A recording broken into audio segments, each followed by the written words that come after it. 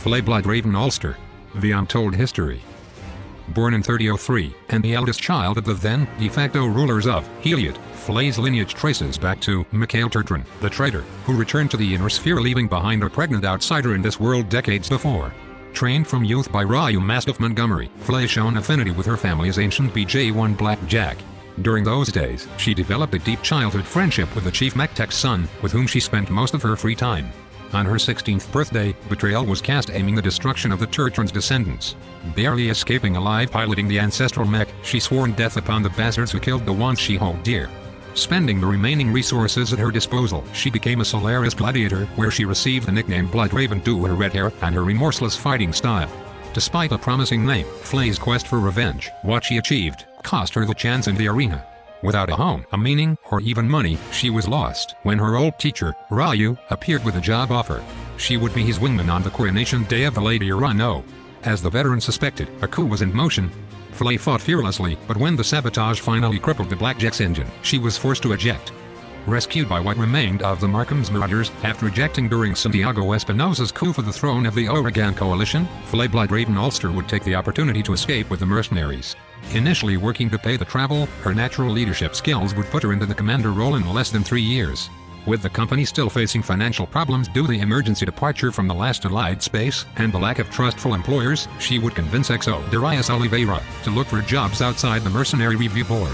Such would brought them contract with the Magistracy of Canopus to recover from the pirate leader, Grim Sibyl, an ancient derelict from Star League era, the Argo. Mission accomplished and pirates dead, Lady Kamya, true heir of the Oregon Reach, would reveal herself and make an irrefutable offer. Changing the company's name to Clan Bloodraven, as in the ancient Norse culture from Terra, Flay would make her fame, and a lot of money acting as a scalpel in behind the enemy lines crucial tactical missions for the Urano restoration, not backing down even when the Turians got into the party. In the end, not only Flay's command resurrected the company, but cranked its combat capabilities to 11 thanks to the Argo itself, new mechs, including a SLDF Highlander 732B, and new personnel, in special her childhood friend, Gecko. In the years following the end of the Oregon Civil War, Commander Allster would leave the Coalition space to seek new opportunities to her mercenary company. Recognizing the potential of power projection of the Argo, she would give her approval to Gecko and Dr. Murad's crazy schematics to install a specially modified KF drive lithium fusion battery kit on the ship. Such would render the Argo inoperable for 5 whole years, and pose a huge economic challenge to be overdue over the next 2 decades. In the awakening of the Fourth Succession War, Flay would keep Clan Bloodraven away from the conflict. Instead, she would cultivate relationship with the Magistracy of Canopus through the liaison with Anna Maria Centrella. Always a deniable asset for deep, behind enemy lines, hit-and-run operations, Bloodraven commanded her mech warriors into the battlefield when and wherever the Magistrix saw fit.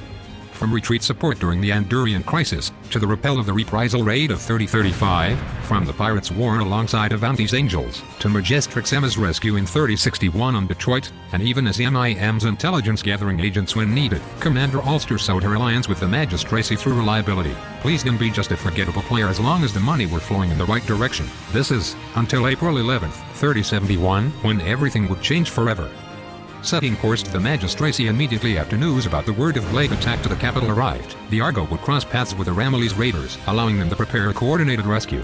Flay dropped piloting her modified fire support CP-10Z to assist in the extraction of Senior General Hadji Durham. Despite the fierce battle, their objective was about to be achieved when elements of the 41st Shadow Division arrived. With ammunition depleted and everything falling apart, Flay took the fray.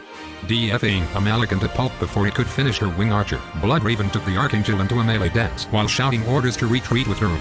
Reviving her days in the arena, the commander dealt punch after punch, avoiding the enemy blade with almost supernatural dexterity. However, the edge finally found its way inside the right leg.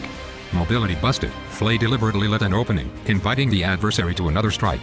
The retractable blade pierced deep into the Cyclops' head, but her fist smashed the Blackest cockpit. When any movement happened again, the Cyclops pushed the neutralized Archangel away, but a PPC shot claimed the remaining of her leg.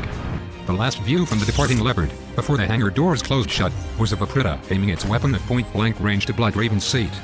Rest in peace, oh Captain, my Captain.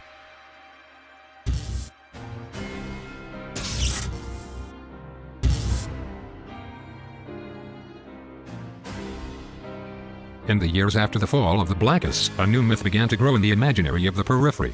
The story of a restless soul from a fallen mech warrior inhabiting a metal body with a radioactive heart could be heard in murmurs from the Marian hegemony to the Taurian Concordat, and sometimes even inside Merc space. Some say that such shadowy figure is a defective Mini Domini carrying the eternal will of its master. Others assume it is part of a Constar's secret new project, a prototype of some kind. Piloting a deeply modified stealth sniper Cyclops, it appears out of nowhere to blow up cockpits like balloons, just to disappear in thin air once again. Most of the very few witnesses that pop from time to time claim to have spotted what appeared to be the image of a phoenix painted with blood in the arm of the ghost mech, while a handful of them, in a state of shock and absolute terror, would whisper a few recognizable words, among those, the name of the Dead Clan Bloodraven Mercenary Company. Whatever the objective behind the actions attributed to this legend may be, it remains a mystery. But one thing is assured almost as a warning for the ones who dare to poke their noses in the matter. Wherever the flames of treachery burns, avenging winds, whistling the chant of death, may carry the wandering gunslinger in the wings of the Crimson Phoenix.